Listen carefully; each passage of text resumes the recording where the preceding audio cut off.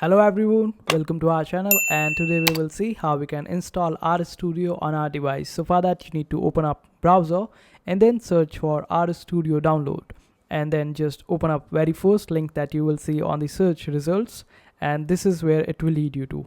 After that, all you have to do is just scroll down, and here you will find the two steps.